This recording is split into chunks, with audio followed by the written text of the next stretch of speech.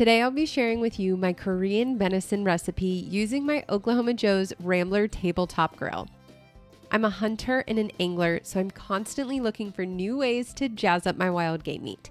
This recipe is sweet, smoky, and delicious, so let's jump right in.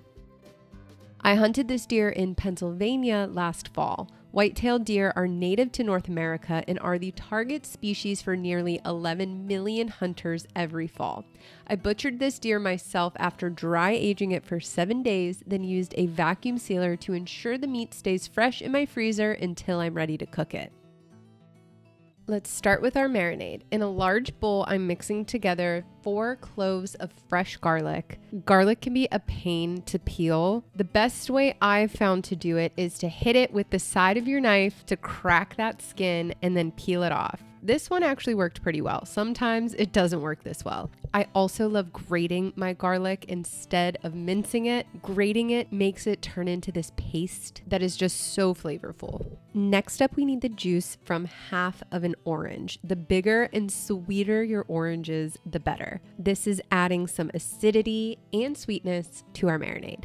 2 green onions, thinly sliced. I like to use the bottoms of the onions in the marinade and then the tops of the onions for garnish. These onions add a subtle but fresh flavor to our marinade.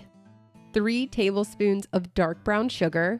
Dark brown sugar has more molasses than light brown sugar, which is what causes it to have the darker color. 1 teaspoon sriracha. Mine totally exploded on me, but thankfully it did not affect our marinade. I really love the heat and flavor that sriracha brings to this dish.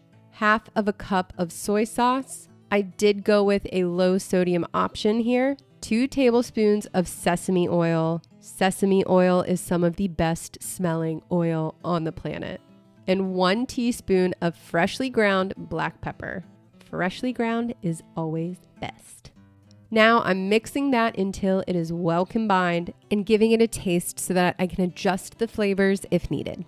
But it tasted great. I'll set half of that aside to use in my sauce for later. Let's move on to the true star of the show, our venison. I package my venison in small packages, which makes it easy for me to grab exactly what I want from my freezer without defrosting anything that I don't. It's only my husband Nick and I in our household, but if you have a bigger family, you may find packaging larger serving sizes a better fit for you. This package contains 2 sirloin butts. It's located at the very top of the hindquarter, essentially on the back of the deer. So it is a really tender cut of meat and perfect for a recipe like this. I'm cutting the venison into thin slices and adding those to the marinade. Because we're cooking this meat hot and fast, you'll want to spend the time and cut away any silver skin that is on the meat. Silver skin is tough and chewy and will be unpleasant to eat in a dish like this. If I were going to slowly cook this meat at a low temperature, all of that silver skin and any connective tissue would melt apart. But that's not how we're cooking this today, so make sure to cut that silver skin away. Add your beautiful strips of meat to the marinade, cover and throw it in the refrigerator for at least 2 hours. Next, let's fire up our grill. Today, I'm using the Oklahoma Joe's Rambler Tabletop Grill.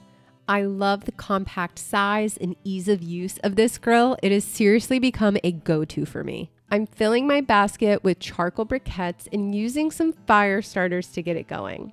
I like to leave the lid and both dampers completely open for about 20 minutes until the charcoal gets white and glowing hot. I am going to create 2 heat zones here, a direct heat side and an indirect side. I want the direct side for searing our meat and a cooler indirect heat side for reducing our sauce.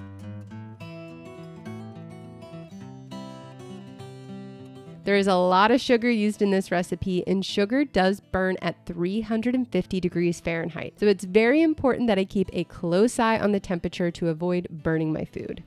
While our grill heats up, I'm headed back inside to work on chopping up some red chilies. These are packed with a lot of heat, so I highly recommend de-seeding and deveining because they will still add some heat even without the seeds in the veins. I'm also thinly slicing the tops of our green onions. Most of these will go in with the chilies and some I will reserve for the garnish.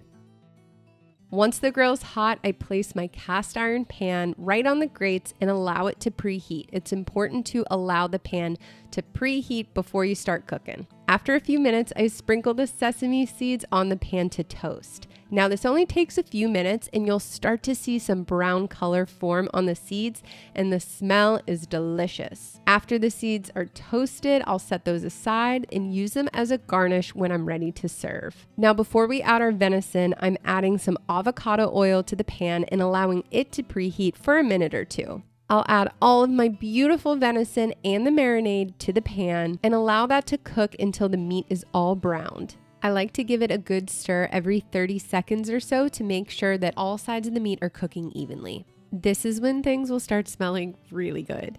Now I'm pouring in the rest of that marinade that we reserved earlier to help create more of a sauce. You can allow the sauce to reduce down to the thickness of your liking, but I decided to use about 1 teaspoon of cornstarch dissolved in 2 tablespoons of water. Now I'm moving my pan over to the indirect heat side of my grill to reduce that heat down as the sauce comes together. And just a minute or two before I'm ready to pull this off the grill, I'm adding in those fresh chilies and fresh green onions. Let's take this inside and get it plated up. I've already cooked some white rice that I'll be serving with my Korean venison. The time has finally come to eat our beautiful Korean venison. We have some heat from the red chilies, some smokiness from those toasted sesame seeds. That's one of my favorite little tips on elevating your dish ever so slightly, toasting your sesame seeds prior to serving. I love the way that this venison sliced down so thin and beautiful. I'm ready to dig in, so let's do it. I want to get a little bit of everything here. Cheers.